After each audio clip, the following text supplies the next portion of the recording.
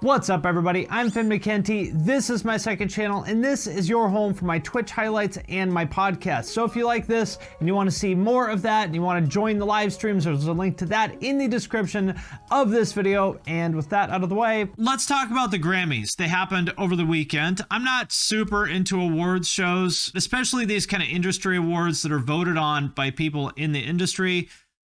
It's cool, it means something, but at the end of the day, what matters the most is what the fans think, right? Support from the industry is cool, but ultimately support from the fans is what matters the most. That said, it is interesting to see that every year the rock Grammys are kind of routinely a dumpster fire, right? I understand that no matter what people do in any category, the fans aren't going to be happy. They're going to say that this person should have won instead of that person, blah, blah, blah. I get that. But it seems like the rock category in particular is always just a flaming hot dumpster fire spewing greasy black smoke out into the air. Like, they do not get rock. So we're going to talk about that.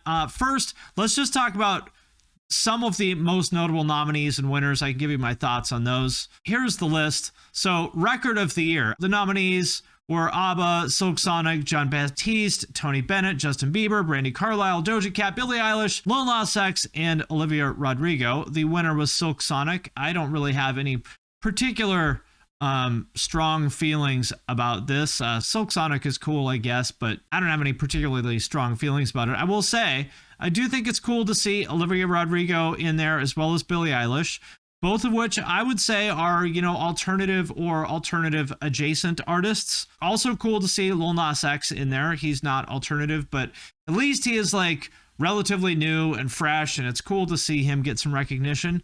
Then album of the year was John Baptiste won. Also nominated were Tony Bennett and Lady Gaga. I don't know that I would choose to listen to this album necessarily, but I am a huge fan of both Tony Bennett and Lady Gaga. Gaga in particular is like one of my all-time favorite artists. I absolutely love her, and I will never complain about her winning anything because she is one of the most talented people on the planet. She deserves it. Also got Justin Bieber in there, Doja Cat, Billie Eilish, Lil Nas X, H.E.R., Olivia Rodrigo, Taylor Swift, and Kanye. I was sort of hoping that Taylor Swift would win again just so that Kanye could get up there and interrupt her and give us another meme. I mean, especially coming off of the Oscars with, of course, the slap heard around the world where Will Smith slapped Chris Rock. It's pretty hard for the Grammys to live up to that, but if Kanye pulled a Kanye, as he oftentimes does, that could have done it. But didn't happen. Again, cool to see Olivia Rodrigo nominated in both of these categories. Song of the year. I don't understand what record of the year and song of the year are. Does anyone know the difference between those two things? I don't know what the differences are. In any case, song of the year, Silk Sonic, Ed Sheeran, Alicia Keys, Olivia Rodrigo, H.E.R., Billie Eilish, Doja Cat with SZA, Lil Nas X, Justin Bieber, Brandi Carlile, not too different from this is what's confusing to me. It's like the same people pretty much in all three of these lists. I understand the way that these work. There's a nominating committee, which is in charge of picking the songs that go on these lists. And there's a voting committee, which chooses the winners. So I understand the way that this works, but it seems redundant since it's all the same people in the three of them, whatever. Best new artist. This is one I was excited about. So Olivia Rodrigo won. I don't know who Aruj Aftab is. Jimmy Allen, Baby Keem, Phineas, Glass Animals, Japanese Breakfast, Kid Laroi, Aller Parks, and Sweetie. Very cool to see Olivia Rodrigo win. She had one of the biggest songs ever of the streaming era, and I think she definitely deserved to win just, based on that. I think she's fantastic. Still super young. She still has a lot of room to grow as an artist. There's a few instances where people accused her of plagiarism or whatever, and regardless of how you feel about that, whether it is justified or not, it sucks for her to be in that sort of situation. I hope that she can get past that part of her career because that kind of sucks. But you should be excited about this, whether you like her or not, if you're a rock fan, because Olivia Rodrigo is a rock artist, or at least rock adjacent. No question about it. I mean, if you listen to stuff like Brutal or Good For You, is it Infinite Annihilator? No, it's not. Obviously, this is very radio friendly, poppy kind of stuff, but it's rock. It has drums, it has bass, it has guitars.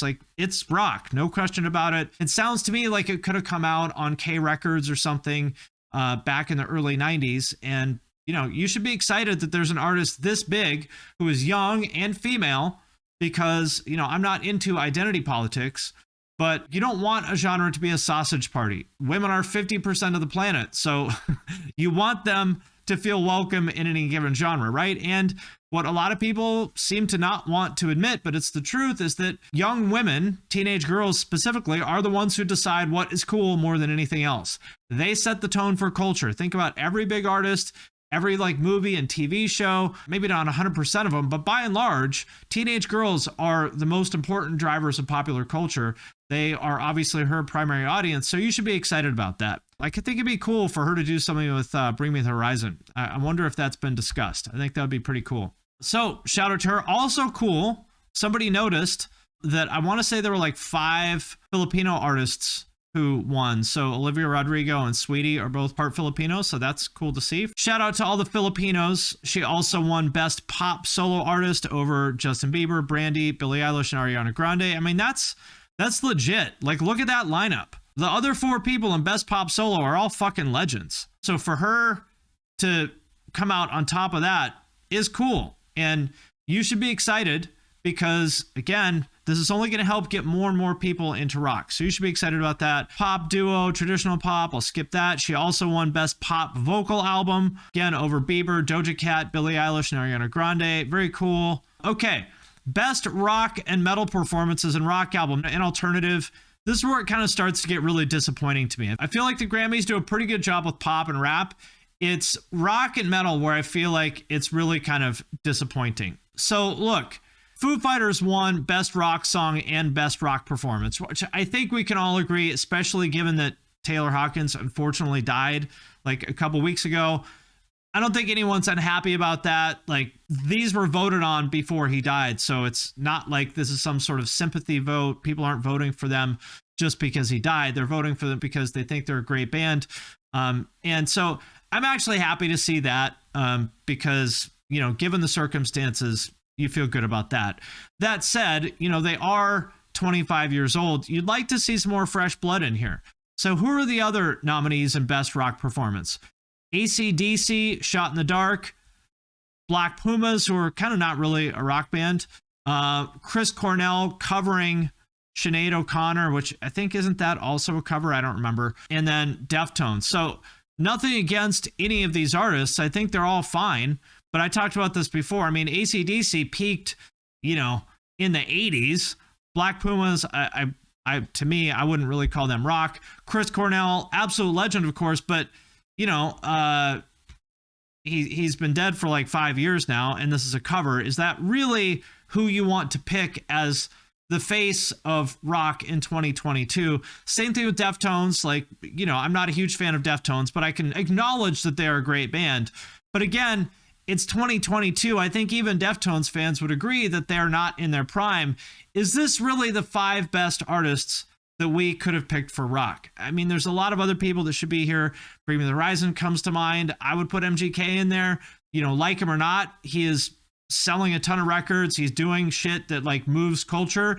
He's very relevant. I think he should be in there. Probably Måneskin should be in there. I don't really like them, but you know, they had a moment. They should probably be in there. So you can debate who should be in there, but I think a bunch of artists from like the 80s, 90s, like, it's disappointing to me that this is who the nominating committee keeps picking. You know, you could very credibly put Olivia Rodrigo in there. I wouldn't be upset at all about that. I know other people would be, but I wouldn't be upset about that at all. Best rock song, you know, again, Foo Fighters. I'm not unhappy to see Foo Fighters win, especially given the circumstances. That said, you know, this is again kind of the same story. Paul McCartney, isn't he like 80? There's nothing wrong with being 80, but my point is, I think there's probably other people who could have filled that slot. Kings of Leon, all right. I mean, whatever. I don't love them. They're probably the least disappointing nominee here to me, you know, of these 4, just because, you know, they at least aren't 30 years old. Weezer, very, very, very, very past their prime. I think Weezer totally could have been nominated for this in 1993 or 94, whenever like Buddy Holly came out. That would have been a great band to nominate 28 years ago. Mammoth WVH, which is Eddie Van Halen's son, Wolfgang. That's cool to see. I'm not super familiar with them, so I can't really comment on their music, but that's a newer artist. That's cool to see. I'm happy to see that. Best metal performance, So we've got Dream Theater, Deftones, Gojira, Mastodon, and Rob Zombie, with Dream Theater as the winner. Now, I'm also not a huge fan of Dream Theater, but I can acknowledge they're a great band. However, the time for them to win this category, in my opinion, would have been, what was that, 1990 or 91 when Pull Me Under came out? Like, that was when they were at their most important. And I feel like here's the difference between the rock and metal categories and the more mainstream categories. You see who won those categories, right? Is Olivia Rodrigo, a new artist, right? Like, these other categories, they have their pulse on what is relevant now. Whereas with rock and metal, it's almost like giving people awards that they should have gotten 20 or 30 years ago. Again, Deftones, Gojira, Mastodon, Rob Zombie, all great artists. But if you wanted to give them a Grammy, it should have been 20 years ago, in my opinion, 10, 20 years ago. Best rock album, same kind of thing. I mean, it seems redundant. Again, it's like almost exactly the same artists. I don't understand why they do this. Best alternative music album, Daddy's Home by St. Vincent won. I think St. Vincent is very talented. To me, this is like only debatably alternative to me, like Fleet Foxes, Japanese Breakfast, or like this feels more like indie to me. I suppose that's semantics over, you know, what you define as alternative, but I think indie and alternative are two different things. I think you could put Olivia Rodrigo in the category as well. I don't know. Halsey, that's who would have gotten my vote. I think Halsey is one of the most talented artists of this generation. She absolutely deserves a win.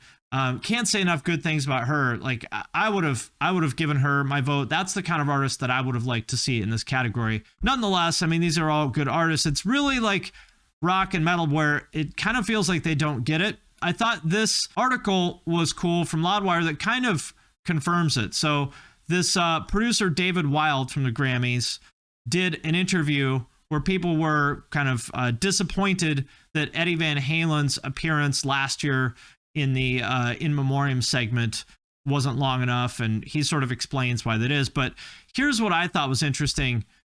When they basically asked him, like, what's up? How come rock always seems to kind of get the shaft in the Grammys? And he basically said, we don't care about rock because it's not important.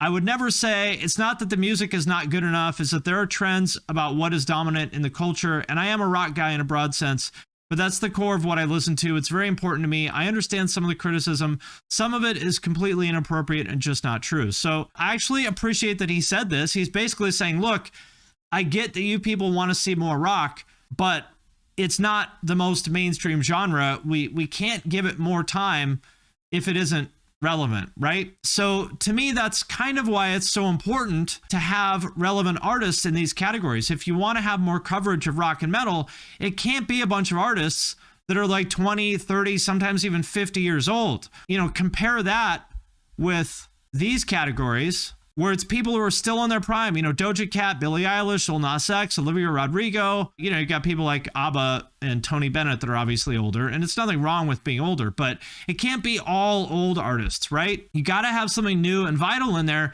if you want rock to have a bigger seat at the table. I mean, how can you justify more coverage for rock if they're talking about these artists that peaked in, like, you know, the 90s, right? I get it. Giving these people almost like retroactive awards for stuff they did, you know, 20, 30, 40 years ago, to me is weird. The other thing that was kind of disappointing to see is this. Every year on the Grammys, they do the In Memoriam segment where they honor people who died this year. And Joey Jordison was left out of it, which is kind of weird because it's not like they were obscure, right? It says here, Joey Jordison was actually a Grammy winner with Slipknot for Best Metal Performance for the song Before I Forget. The band was also nominated 6 more times while Jordison was a member of the group as well. I understand that they can't necessarily include everybody from every band, right? I mean, there just isn't time, but we're not talking about some nobody here.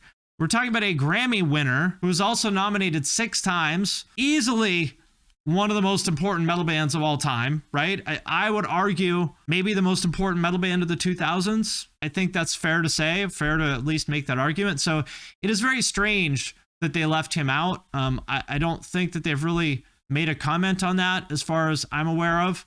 But very weird. Definitely a miss on their part, unless there's something we don't know, like that his family didn't want him included, or, you know, something like that. If there's something behind the scenes that we don't know, that might change my opinion. But based on what we know, definitely seems like a miss that they left him out. And again, just kind of shows that they don't get it. So that's kind of my overall take on the Grammys with regard to rock anyway. As usual, what they have shown is that the people running the Grammys and the people who are in charge of nominating these artists, they don't get it. I think the nominations are the real problem because you can only vote on who is nominated, right? You can't really complain as much about the winners to me as the nominees. That's the part that's disappointing. So yeah, sad to see.